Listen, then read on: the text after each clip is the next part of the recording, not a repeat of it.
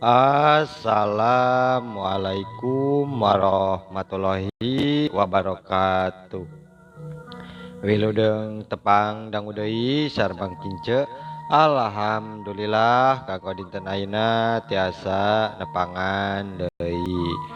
Satacana dipedat icarios simpuring nganuhunkeun kenotos like, komen sareng subscribe-na nya atur nuhun.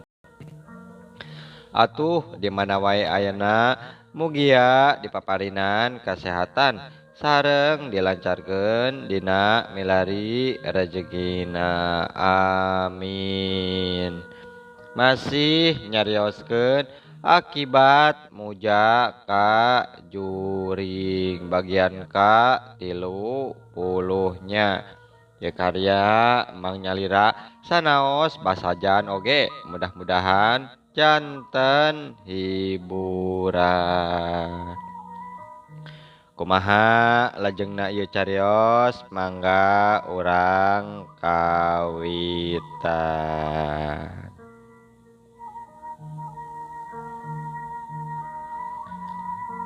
Ngabalesat jirim ngabalesat ninggalkeun karaton nu mewah bari ngarubah wujudna jadi sagulung haseup ipis ngapung ngawang-ngawang kajomantara kituna teh dibarengan ku ngagelebugna angin puyuh lilimbungan tur ngendagkeun sakabeh dangdaunan tatangkalan di alam manusna nya nyiboros waningkir nyeblak hatena terus jadi nafsu ngagugudug amarah teu kawadahan nalika nampok Asep keur pada ngakaya nya keur kitu Mang Maman nyereunde nyamperkeun Asep bedogna di lagar pikeun dipake nindak Asep mah kur bisa ceurik sasambat ka indungna tanpa bisa ngalawan. Tulungan Asep tulungan cek Asep bari ngalimba sorana sok syah arek minta tulung ka saha sia teh maneh Asep moal aya nu nulungan deuleu moal indung maneh keur eueuh di imah sok syah mana nu ngancik dina awak si Asep teh geura kaluar syah kaluar cek hareupan yeuh dewek panasaran sakumaha kahebatan si laing cek Mang Maman terus susumbar wae ditunjukkeun kanu ngancik dina badan Asep bareng jeung kitu biinah katingali kakarak nepi kaburuan hareup jeung biinah rada kerung sabab bantu imah teh kaayaan maruka kabeh sedengkeun jelema mah eueuh hiji-hiji acan di jero. Biinah nemah can kadeungeun Asep jejeritan minta tulung jiga wae ngahaja aya hiji kakuatan nu mager kana panggengdengena biinah sangkan suara Asep teu kadenge ku jalma sejen. Asep mah pasti geus balik ti sakolana salaki aing mah tara ka mana-mana wanci beurang mah komo paling ge maturan Nyi Eha di buruan da tadi mah barang indit aing Nyi Eha teh sare keneh terus aing keur meulahan suluh tapi kamarana nya ayeuna teu katingali geuning hiji-hiji acan aya jalma di imah ari panto kabeh ngagareblong kieu cek biinah ngomong sorangan gerak-gerik biinah teh katingalieun ku Nyi boros watingkir malah mah masih aya kakalayangan di awang-awang tadina mah rek ngabantu ka Asep wae bari nyusup tapi sieun ka toh ya sedengkeun kaayaan Asep teh beuki kaancam wae kasalamatan jiwana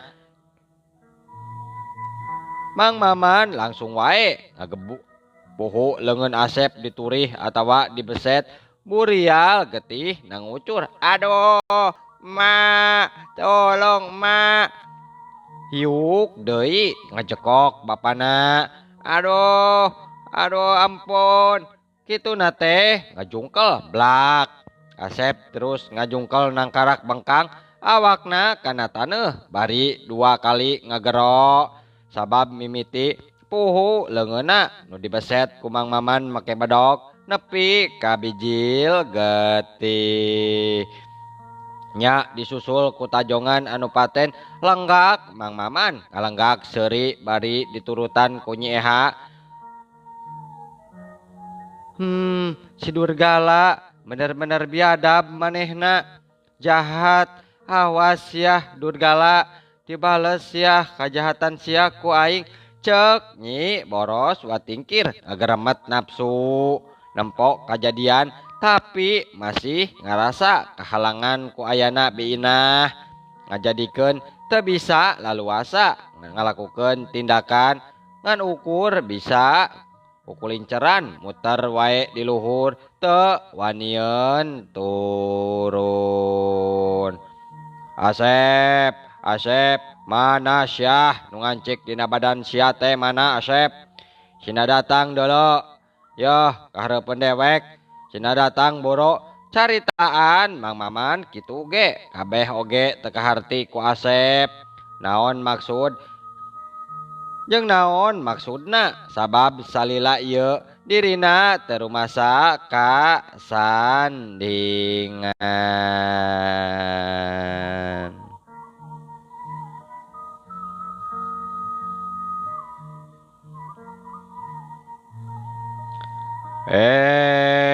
Ari maneh teh Asep. Sugan teh hideng maneh teh ngadon pulhak polhok kitu ngartet. Ngarti teu ari sia teh ngarti. Yoh ku aing teh rek dipodaran sia teh rek dipodaran. Mang Maman beuki nafsu sabab tingkah laku Asep mungguh matak pikacuaeun hiuk gurilap wae bedog. Harita dihembatkeun kana beheung Asep. Asep tibang peureum panona lantaran leurewas nempok bedog nu ngagurilap model kitu.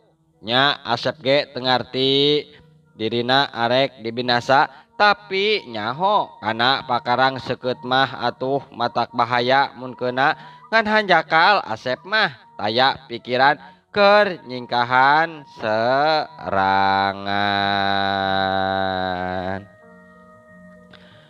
Tapi bedogna Mang Maman ngolebat ngarah kana beheung Asep. Anu cek ijiran mah moal keuna deui kana sasaran bakal keuna pisan kana sirah Asep tangtu bakal ngagelenceng sapat. Tapi atuh mungguhing Gusti anu nangtukeun umur manusia kudu pondok nya pondok lamun panjang meureun kudu panjang moal sakonyong-konyong kitu ngutus malaikat Ijroil pikeun nyabut nyawa Asep bari cara nu teu adil. Leuwih na eta Gusti oge moal ngantep atuh ka tiap-tiap insan anu lemah teu boga daya dikakaya ku nu jahat pasti bakal maparin pitulung ka umatna kumaha carana wae jeung jalana anu hade. Nya kitu ge harita samemeh bedogna Mang Maman bener-bener keuna kana sasaran ngadadak aya hiji ucing warna bodas ngajeleng ka hareupeun Asep bari ngagoek-goek tarik ngan sakedeung lantaran huluna kaburu sapat kasabet ku bedogna Mang Maman disusul getihna nu nyebrot. Tur sakedapan mah Mang Maman jeung Nyi Eha pating raranjug kaget deui lantaran teu disangka-sangka bakal aya ucing ngahalangan kana tindakanana. Caturkeun harita biinah teh jadi terus rasa deui jeung hatena jadi ratug dibarung beungeut Asep kokolebatan wae di hareupeun panon mungguh nambahan rasa kasalempang. Biinah ngaranjung kaget nalika kadenge dipara Aya sora nu ngageblug tarik naker mungguh matak ngageterkeun atuh kana jantung. Naon atuh nu ngageblug ditarik di para tetela gening si ule alias ucing. Cocokan si Asep kiwari paeh ngadadak di para nalika keur ngintip beurit huluna ngadadak buntung. Nya nyi boros watingkir mah masih kukulinceran di luhur kalayan parasaan was-was antara mending turun atawa ulah sedengkeun Asep mah kaancam bae kasalamatan jiwana sabab mun terus nyumputkeun dinu gaib mah meureun teu bisa katembus ku pandengena jalma jeung teu bisa katingali ku panon lahir lantaran pokalaku lampahna Mang Maman mamalihan nu talangas.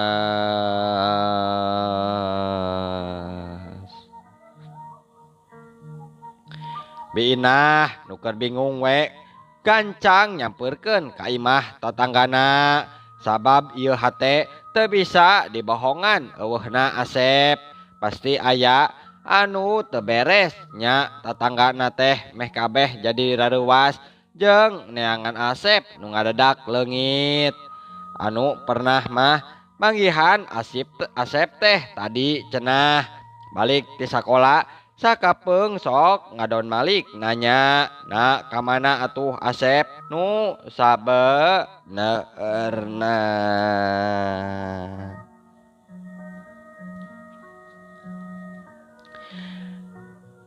Nya biinah panasaran terus wae ka sakolaan bisi Asep can balik tapi keayaan sakola ge suwung geus teu aya sasaha ditanyakeun ka babaturana oge sarua eueuh nu ngajawab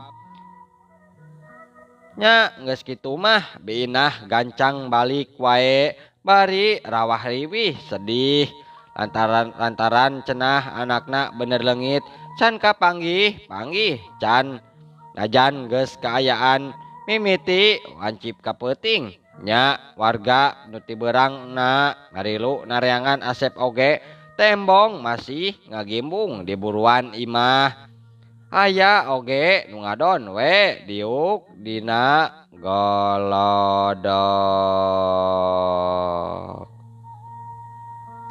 atuh di buruan teh beki katara wae caangna lantaran kaayaan ku cempor jeung batre anu ku warga di Barawa katambah caang ku sinar bulan puguh we di buruan teh beki marakbak caangna nya biinah kadenge ngingkung cerikna kanyanyerian di jero imah teh keur pada ngupahan ku tatanggana awewe nu reket nya kadenge warga galecok ngobrol jeung pada baturna pok harita marehna Mang Supri goreng teh tiluan bieu teh ningali di kebon bonteng tanuhna menila di kitu jiga tapak suku tah boa-boa di dinya sarta dina tanuh jiga aya getih meni ucat acret jadi geus garing salempang kuring teh yeuh Mang boa-boa yeuh getih Asep meureun lantaran aya nu ngaroga hala cek warga meni hari weus-weus Mang Supri teh salaku gaganti pupuhu di lembur ngagantikeun Aki Saleh nu geus wapat dituturkeun ku Ampu Saleh pamajikanna gancang Mang Supri nembalan lalaunan ngahaminan kana caritaan warga nu bieu nyarita dibarengan kedua baturna sedengkeun warga mah teu nyaho atuh mimitina ngan ukur pating polohok.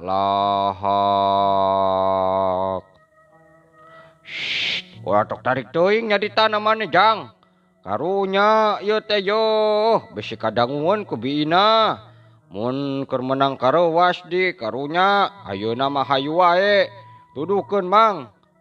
Di mana atuh lebah-lebahna Nu aya getih garing teh di mana? Oh, mohon mangga mangga mang. Mangga mangga. Tuh, di ditu geramang. Cek Jang Kadir gening eta teh dibaturan ku saurang baladna harita nganter ka Mang Supri ka tempat nu aya tanda-tanda nu nyurigakeun.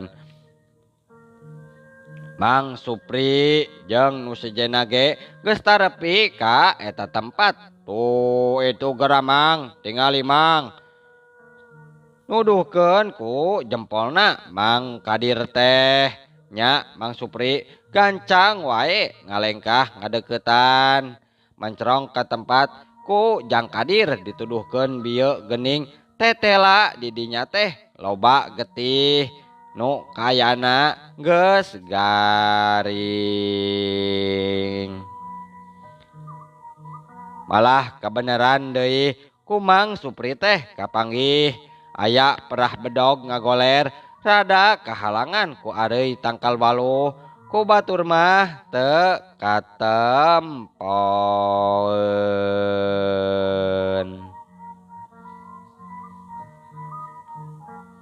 Doh, benernya cok aing oge naon geuning.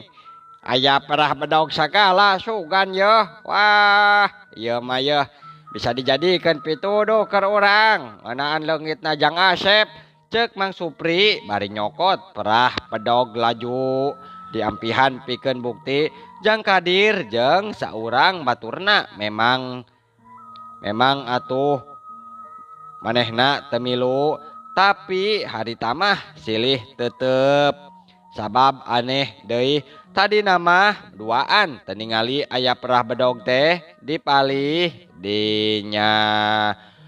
Wah wayahna Jang Kadir jeung kitu kasadayana urang kudu dititenan deui ieu pantempatan sing kasasar kabeh nya deket Kebon Bonteng mah komo jeung sabuderanana bisi aya tanda-tanda sejenna deui saeutik-saeutikna bisa ngabantu ka urang patali jeung leungitna Jang Asep sok buru ka ditu keur lakukeun.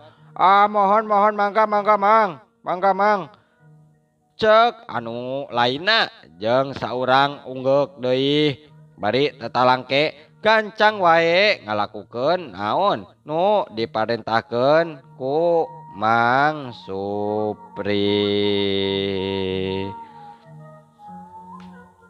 Di waktu dititenan mah deui geuning patempatan teh kutiluan mah tetela eueuh deui tanda-tanda sejen nu nyurigakeun atuh geus puguhan kitu mah tiluanana gancang balik ka imah biina.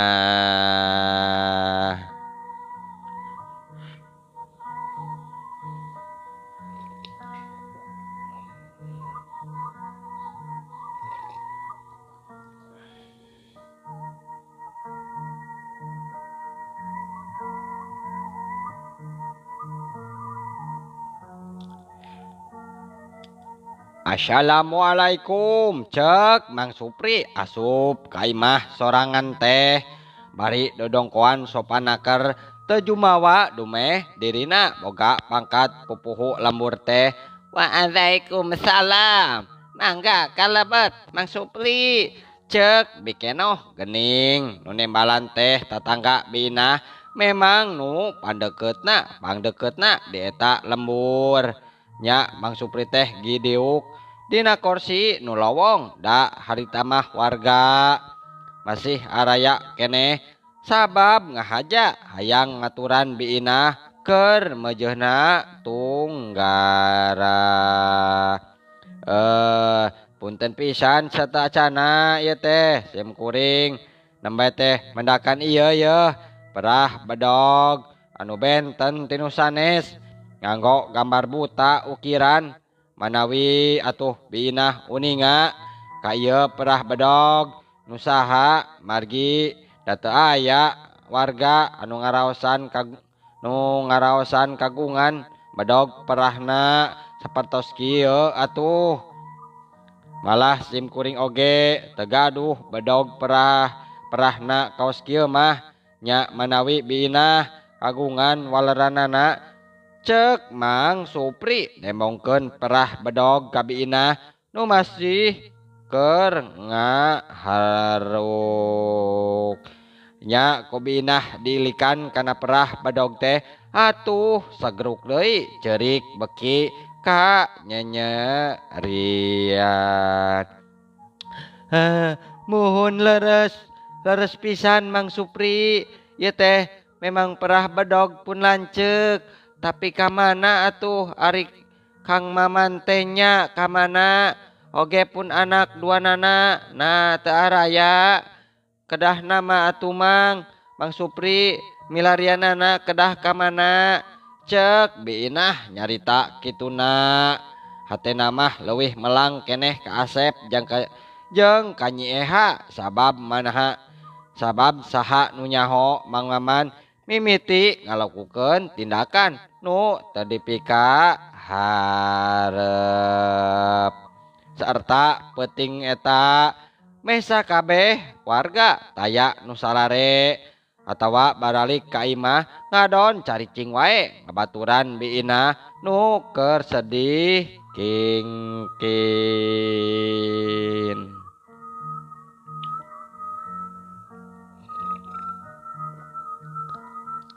Sing sabar nyainya, sing sabar enya mikeno hatur nuhun cek biinah jeung nu sajena deui hideung manehna nyayagikeun susuguh atawa opieun keur jalma nu araya di dinya cai teh panas jeung lalauhna maturan keur ngarobrol di luar jeung nu di jero sawareh nya saterusna mah warga jadi saladar kabeh diekeun ayeuna mah nu leungit teh tilu jelema nyaeta Asep, Nyi Eha jeung Mang Maman nu kudu ditareangan nepikeun ka panggih nya ku biinah ngahaja ngeunaan masalah kacurigaan dirina kanu jadi saleki mah teu dicaritakeun ka warga sabab nutupan wirang bisi nyalahan cek biinah mah kaasup urusan pribadi. Perkara nu hiji ieu mah kajeun dipendem wae ku sorangan saacan aya bukti nu kuat mah ayeuna mah kocapkeun wae Asep jeung Mang Maman katut Nyi Eha nu jadi bahan pikiran balarea anu kudu ditareangan sing nepi ka panggih harita teh keur aya di hiji tempat nu disebut leuweung larangan nya Asep teh diborogod kana dahan tatangkalan nu diculkeun bae sorangan dina kaayaan kapaehan ngahaja dicangcang di tempat anu memang geuman matak pantes wae mun di eta tempat loba jurig dedemit barasakan.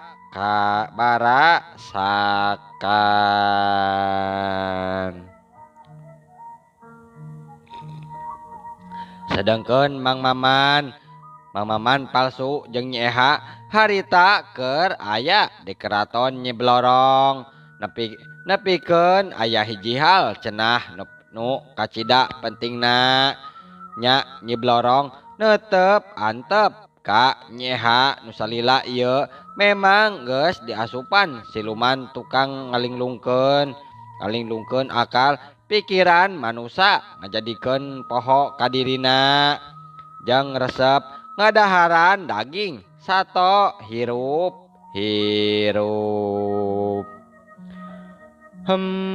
leuwih hade ieu budak teh ti ayeuna keneh kudu gancang dijadikeun wadal durgala sabab mun hayoh wae ukur sina kitu bisi budak teh kaburu aya nu ngubaran sedengkeun pan si Asep teh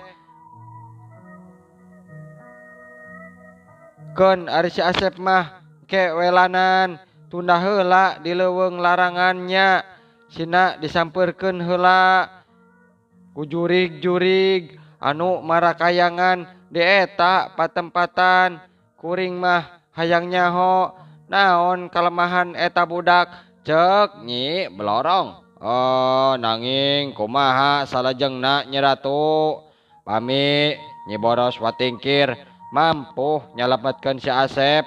Naon anu kudu dilakukeun ku sim kuring? Nyi Ratu rada mureleng panona nafsu kasih Nurgala nu salila ieu ngagantikeun Mang Maman. Mang Maman palsu teh rada murungkut sieun lantaran Nyi Blorong geuning katingali bangeun nu ambek ka dirina. Gejelig tongkat emas nu aya hulu orayan diteuelkeun kana ubin lalaunan bari Nyi Blorong dina kaayaan nangtung ajeg rieg karaton jeung ka kaputrenan langsung inggeng pating rieg pangeusina aroyag jiga nu tiguling wae nya prajurit oge ponggawana pating sejena tembong pating barang kieung kabeh teu kuateun kana pangawasa Nyi Blorong nya sarta naon atuh nu dilakukeun ku Nyi Blorong di nagarana. Tuh tumerap nama matak ngadatangkeun lini anu kawilang rongkah tumibana ka alam manusa sareng waktosna seep muhunnya. Alhamdulillah kanggo dinten ayeuna dugi ka dieu heula nya. Insyaallah enjing atanapi pageto tiasa dilajengkeun deui dina seri ka-31 nya. Mangking ceuk ngaturkeun wabillahi taufik wal hidayah. Wassalamualaikum warahmatullahi wabarakatuh. Cah.